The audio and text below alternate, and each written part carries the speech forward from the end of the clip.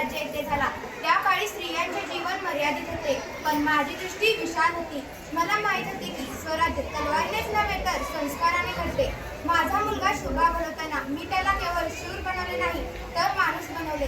रामायण महाभारताच्या कथा सांगितल्या, संतांचे विचार दिले आणि त्याच्या मनात न्याय, सत्य आणि कर्तृत्व रुजवले. आजच्या पिढीतील मातांनो, मी तुम्हाला सांगू इच्छिते, मुलांना फक्त मोबाईल देऊन मोठं करू नका, तर संवाद द्या, वेळ द्या आणि संस्कार द्या.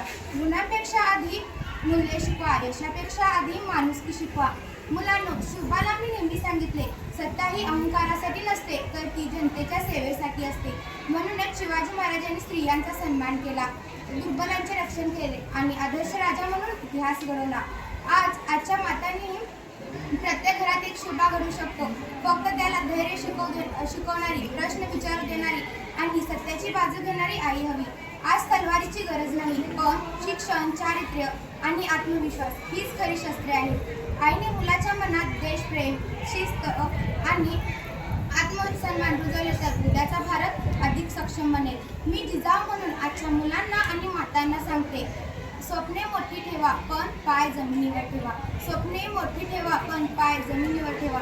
यश मिळवा पण संस्कार विसरू नका. यश मिळवा पण संस्कार विसरू नका. जय जिजाऊ, जय शिवराय, जय.